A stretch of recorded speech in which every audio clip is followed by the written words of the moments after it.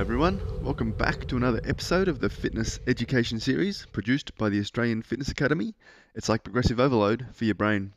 I'm your host, Tom Rock, and in today's episode I'm going to discuss the Netflix documentary that's called Don't Die, The Man Who Wants to Live Forever. If you haven't seen this documentary, it's recently on Netflix. Might be something you're interested in. I thought it was an interesting sort of documentary when I saw it pop up. It's based on, or it's a documentary about a guy named Bryan Johnson, who I'd never heard of before the documentary showed up, and it's basically his an insight into him and his, I guess, mission or anti-aging mission, and looking to, in quotation marks, live forever, or stay as young as possible, or live for as long as possible. So I don't know a whole lot about Bryan Johnson's background, but he was sort of in technology, and he's a millionaire, and basically his passion now, or his focus now, or hobby now, is trying to stay young and live for as long as possible and live forever. And it's a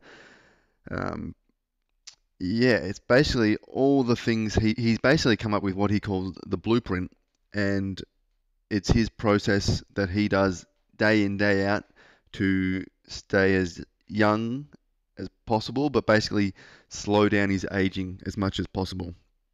And it's very, very interesting. I think there's lots of interesting takeaways that I got from it. If you haven't seen it, definitely have a look at it. I'd love to sort of send me an email at the end of watching it. Tell me what your thoughts are. It's pretty out of control, and it shows, I guess, he's got I would like he's got loads of money, so that money isn't a limitation for him, and he does all sorts of sort of, I guess you could call them cutting edge, but they're not always approved by governing bodies and things. Some of the things he does, so he does a lot of like red light therapy. He's taking supplements, absorbent amounts of supplements every day. He even does there's a section there where he does sort of gene therapy, which changes his DNA, which isn't FDA approved. So he's got a whole section on that. So he does all these things that probably a normal person would not be able to afford, especially day in, day out, in order to slow down his aging. But a lot of his protocol is based around the basic sleep, exercise, diet, and avoiding things like alcohol and junk food and things like that. So there's a lot of interesting things in this documentary. There's a lot of good discussion points, I think. And it's interesting to look at, and I think you've got to take everything you watch on Netflix with a grain of salt. And he is quite open throughout the documentary, I think, but you can log onto his website, and he's also selling a whole lot of products based off his blueprint method, his own brand sort of thing. So there could be an aspect of that sales type thing too. But I think there's a lot of good messages, or interesting messages throughout the documentary, and he does sort of understand that not everybody can afford what he does day in, day out. His protocol, it's extremely strict, it's very time consuming, so if anyone's got a full-time job or works, there's probably no way they're going to be able to implement this type of the protocol that he's on. It's basically a whole lifestyle is built around it, which is an interesting concept as well, because there's a lot of people that'll be like, well, if he's spending all his time doing this and being careful about this and doing these things at certain times, is he really living his life, even though he's potentially slowing his aging? Is he really enjoying life to the full? So that's another argument that comes out of the documentary too, I think. I think the main takeaway, or one of my main takeaways, is that even though he's doing all these expensive protocols, gene therapies, there's plasma transfusions, red light therapies, all these different supplements that he's going to be taking,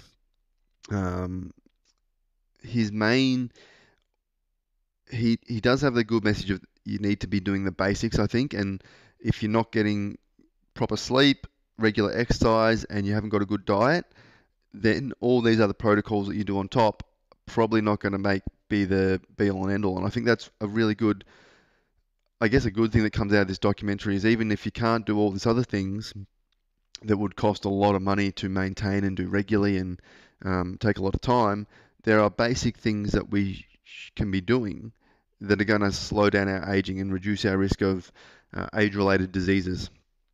And that does, I think that does come across in the documentary. If people watch it, that they realize, oh, well, maybe I can improve my sleep, I can improve my diet, I can start to exercise regularly, and that's going to help me, quote unquote, age slower. So I think that's a good thing. He's not saying that you need to be doing all these exorbitant things that he does. There's little steps you can take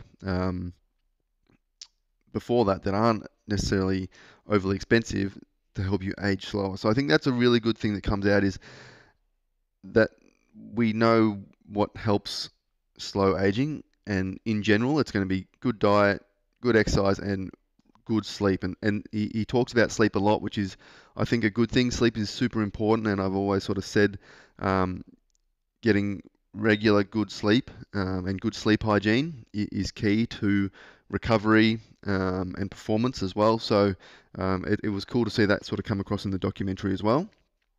Um, One other sort of thing he did say in the documentary that I thought was very interesting and is something that I think fitness instructors, personal trainers, the fitness industry does help with and is a role of us.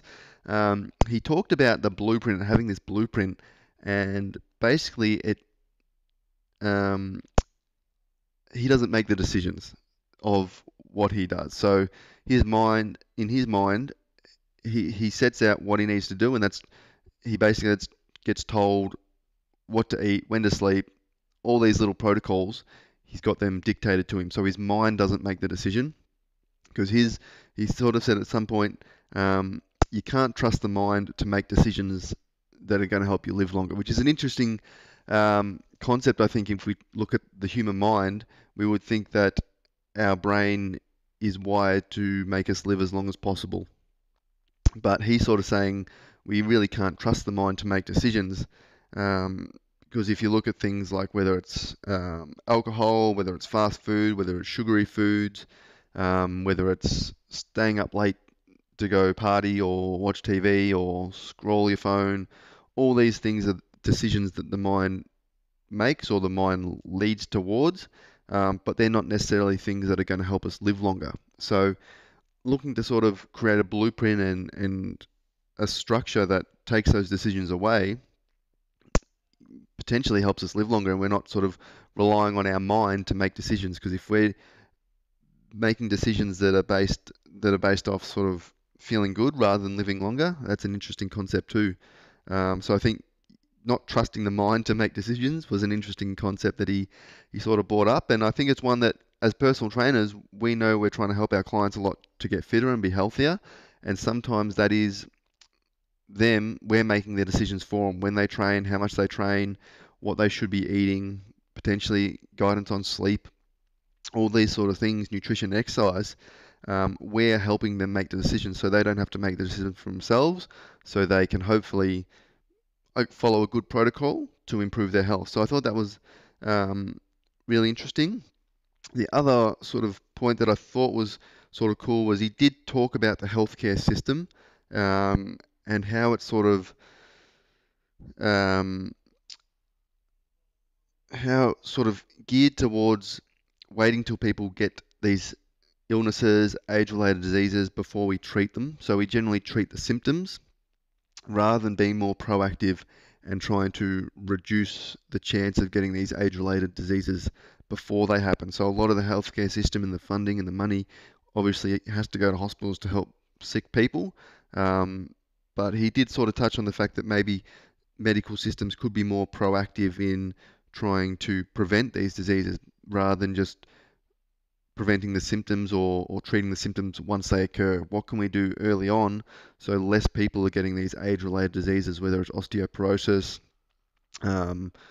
obesity, type 2 diabetes, cardiovascular disease, all these things. What can we do to reduce the chance of this happening rather than putting all the money into helping people once they've already got these symptoms and age-related diseases. So I thought that was a really interesting takeaway too, and another good topic or talking point that should be covered, because I think that is a big part of it. And I think the more people can take care of their bodies and sort of put their health first early on will help reduce the chance of getting those age-related diseases, or at least postponing them till later on in life.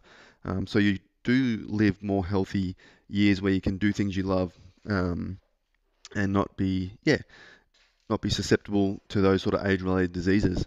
So yeah, I think it was an interesting documentary. It was sort of, I think it did have some good points, some very contentious stuff too about what he's doing and how he does it. And obviously it's not for everyone, but he's quite open in saying that it's not for everyone. It's quite out there. But I think the underlying message of the simple things you can do to um, improve your health or age slower was really, really cool. But if you haven't watched the documentary, guys, jump onto Netflix if you've got it, and watch it. I'd love, if you have watched it, send an email to tom@afa.com.au. I'd love to hear your thoughts on the documentary, your main takeaways, anything you got out of it. I'd love to hear some feedback of other people's thoughts on this documentary. So give it a watch if you haven't already, and send an email to tom@afa.com.au. Love to hear your thoughts, and any specific takeaways, because there was a lot in there. I haven't covered sort of everything they've gone through in that documentary, but yeah, shoot me through what your sort of key takeaways were, what you found interesting. Is there anything that you might look to try or look into? That's always fun as well. But yeah, good little topic, I think, and an interesting documentary to give a watch. Other than that, guys, if you've got any questions, send them through. If you've got any other topics you'd like me to cover, send an email to me as well. Other than that, guys, have a great weekend, and I'll talk to you all soon.